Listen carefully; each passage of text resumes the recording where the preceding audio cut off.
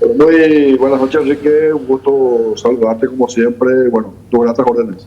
Gracias, Antonio, gracias en serio por estar con nosotros. Bueno, te estamos molestando porque tenemos entendido, pero vos por favor corregime libremente, que se está generando como una suerte de consenso en la Cámara de Diputados, y yo te diría incluso en el Congreso entero, acerca de la necesidad de derogar la ley de habilitaciones recientemente puesta en vigencia. ¿Es correcta la información o no es correcta?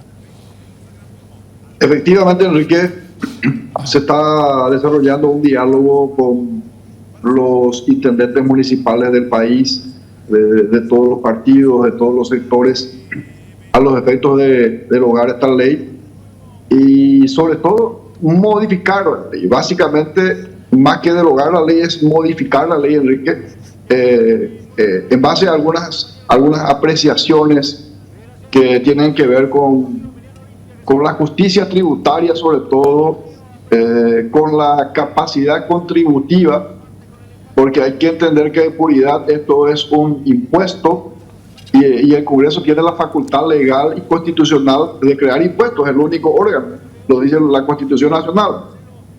No viola la autonomía de los gobiernos municipales, eso no es cierto, pero sí podemos modificar la ley y tenemos que hacerlo porque no es justo que un vehículo de menor cuantía pague el mismo impuesto que un vehículo de alta gama.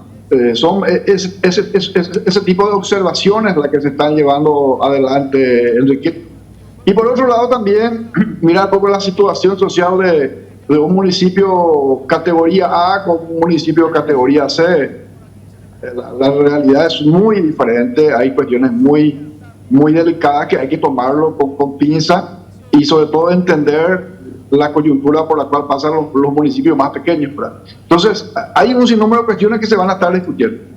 Claro, dos cositas. Después yo obviamente voy a plantearte una cuestión sobre lo que acabas de mencionar, sobre la cuestión de autonomía, pero me parece súper interesante que se trabaje sobre la rectificación, porque Antonio, a mi modo de ver, está muy bien que el Congreso revise algo que evidentemente genera mucha resistencia.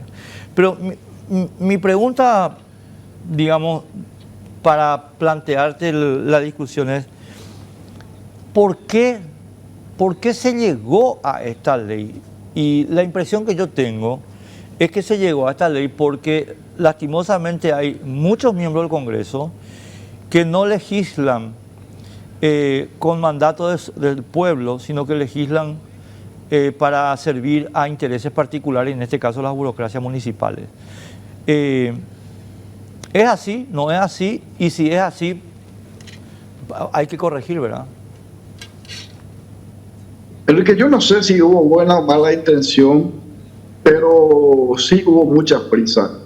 No hubo mucho debate, no se le escuchó a los actores. Yo creo que los intendentes municipales, las autoridades de los gobiernos municipales debieron haber sido convocados y escuchados sobre todo, cosa que no aconteció.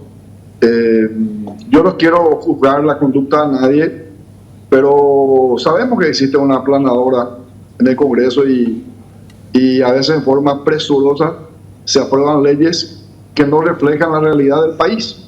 Te voy a dar un dato más. Acá dice una cuestión fundamental que hay que tenerlo en cuenta, por ejemplo, la depreciación natural de los rodados. Vos sabés que cuando compras un vehículo 0 kilómetros, a los 1 año baja el costo y a los 5 años mucho más. Entonces hay un sinnúmero de cuestiones que no se consideraron, Enrique, que ahora tenemos que rectificarlo, ¿verdad? Entonces yo digo, no quiero hablar de la mala fe de nadie, pero creo que de forma muy apresurada esto se aprobó. Se debió haber esto analizado con mayor tiempo, con mayor tino y se hubiese socializado esto sobre todo. Comparto absolutamente la crítica, solamente que quiero agregarle, insistiendo un poquito en lo que dijo Antonio, porque a mi modo de ver este tema de la ley de habilitación debería permitir que todos los miembros del Congreso y toda la sociedad paraguaya podamos establecer las bases para una nueva manera de actuar. Y dame un segundito porque quiero plantearte para mí el tema, ¿verdad? Hasta donde yo pude averiguar, y te aclaro que es hasta donde yo pude averiguar, o sea, ni remotamente es la verdad ni nada, es la averiguación que yo hice. Este proyecto surgió de intendentes municipales que vieron que hay una migración de contribuyentes de sus municipios a raíz del costo. Y entonces plantearon a miembros del Congreso igualar los costos para que no haya ventaja en la migración. De donde yo saco la conclusión que te adelanté hace un rato, que es estos legisladores no legislaron para el pueblo, legislaron para un interés particular, a saber, jefes de burocracias municipales que tienen afán recaudatorio. Y la idea del Congreso es justamente la contraria, ¿verdad? Es no habrá contribución sin representación, por lo cual los miembros del Congreso no tienen que escuchar a ningún interés particular y menos que a ninguno, a las burocracias. El legislador tiene que escucharle al pueblo. Por eso ustedes son representantes de distritos geolocalizados, digamos, geográficos, pero además ahora con responsabilidad personal gracias al desbloqueo. Y termino esta pequeña perorata, mi querido Antonio, señalando lo siguiente. Acá el error está, a mi juicio, más que en la velocidad, que vuelvo a decir, estoy de acuerdo contigo, en que el origen es el interés particular de las burocracias para cobrar sin tener legitimidad para hacerlo. Y ese tema es el que hay que revertir. Más que todas las correcciones que obviamente hay que hacer, por favor, Antonio, miembros del Congreso, legislen con el pueblo, no con los intereses particulares de los burócratas. Mira, Enrique, apruebo, suscribo lo que decís. A mí no me consta, he escuchado cuestiones que van muy cerca de lo que estás mencionando, pero quiero agregar algo más. Tenemos ciudadanos que no pueden pagar ciertos montos y otros que no quieren pagar porque no ven el beneficio en donde el 100% de los recaudados termina nuevamente en salarios y en algunas cuestiones. Entonces, mucha gente cansada de pagar dice, bueno, me voy a tal municipio, voy a buscar lo más fácil, lo más barato, lo más accesible. Total, en mi municipio no se está invirtiendo el dinero, yo no veo que exista un retorno. Y la ciudadanía está cansada de esta situación. Entonces, convengamos que en una tasa tiene que haber cierta contraprestación, ¿verdad?, por la naturaleza. Esto es un impuesto, pero de igual manera la sociedad exige que el impuesto sea devuelto en obras y en servicios, y eso no está pasando en varios municipios del país. Entonces, hay que entenderle también al ciudadano. Yo comprendo el afán de recaudar de los jefes comunales, pero también ellos deben de entender que a partir de cobrarle el impuesto tiene que existir un retorno sobre todo. Y sobre todo tener en cuenta la capacidad contributiva. Hay que mirar muy bien, no es lo mismo que vos tengas un vehículo que cueste $100.000 y un vehículo que cueste 50 millones de guaraníes. Existe una diferencia enorme. Y encima también el año, la depreciación en sí que ya te estaba mencionando. Y bueno, es el momento de corregir esto, de rectificar esto. No voy a entrar en acusaciones, pero vuelvo a decirte que nosotros intentamos debatir esto, intentamos que esto se pueda socializar. Lastimosamente no tuvimos la oportunidad, no tuvimos la posibilidad. Y bueno, se dio una reacción ciudadana enorme y también una reacción de varios intendentes, y gracias a eso hoy día volvemos a hacerlo como se dice. Un par de cosas. Yo estoy tratando de conceptualizar nomás acá, Antonio, y quiero remarcar un poquito lo que te estaba señalando de la siguiente manera. Yo creo que hay en el Congreso, que reitero, para mí este es el Congreso más legítimo de la historia del Paraguay. Y por tanto es el mejor Congreso que ha tenido nuestro país hasta ahora. Independientemente de las valoraciones que se puedan hacer sobre los miembros individualmente.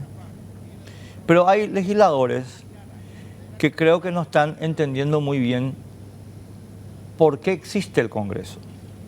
Y entonces creo que, dado esto que acabas de señalar, vale remarcar un pequeño detalle, mi querido Antonio, y te pido que seas indulgente conmigo porque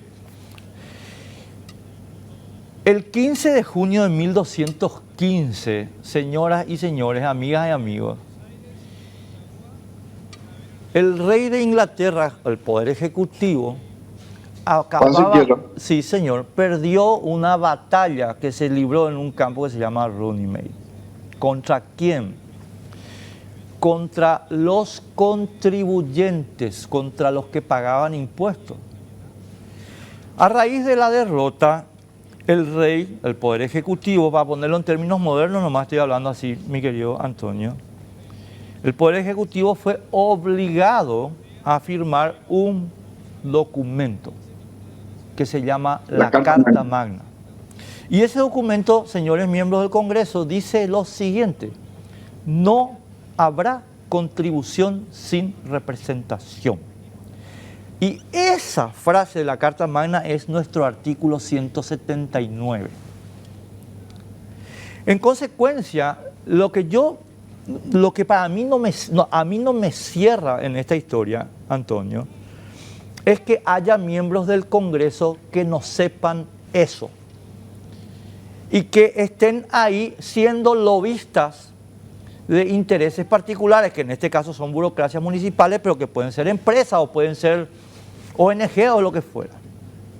Cuando que la razón de existir del Congreso y la razón por la cual ellos están ahí es que no haya contribución sin representación. Y los tipos votan a favor de aumentar impuestos sin preguntarle al contribuyente.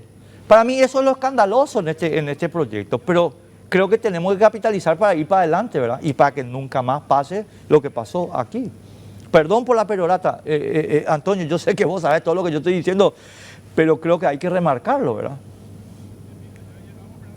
De hecho, Enrique, el tributo conlleva un sacrificio, un esfuerzo, en este caso del contribuyente, que tiene que despojarse de una suma de dinero para contribuir con el Estado en este caso, y evidentemente espera un retorno, y eso para mí es fundamental.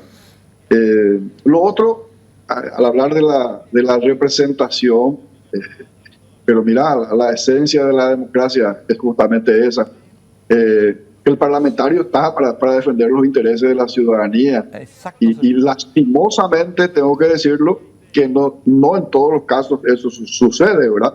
Y es evidente de que existen motivaciones a veces muy particulares y de sectores. Y eso yo no lo voy a negar, no lo puedo hacer. Y quien quiera enojarse conmigo por mi opinión, tendrá que hacerlo. Uno tiene que entender cuál es la labor que uno debe de cumplir y el mandato que uno ha recibido, porque a nosotros no nos firmaron un cheque en blanco, tenemos responsabilidades y tenemos que sobre todo informar fehacientemente de nuestra labor a la ciudadanía, y en consecuencia nuestros actos también tienen que tener algún tipo de sanción política. Comulgo y comparto las expresiones tuyas, y por eso vuelvo a decirte, fue un error aprobar esta ley en forma presurosa, fue un error no haber socializado esto, fue un error no haberle ni siquiera dado la oportunidad de escuchar a la ciudadanía. Y bueno, es momento de rectificar esto, de corregir y hacer bien las cosas como corresponde.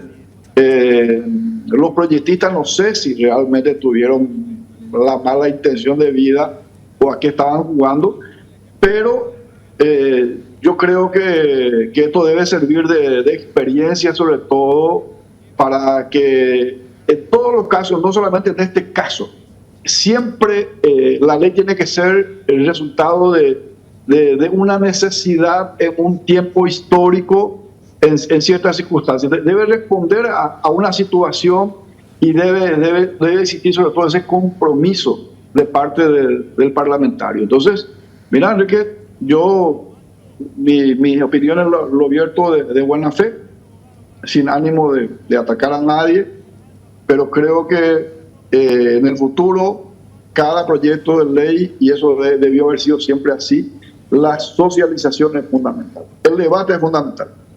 Mira, en una democracia donde no hay debate, entonces vamos camino a una dictadura.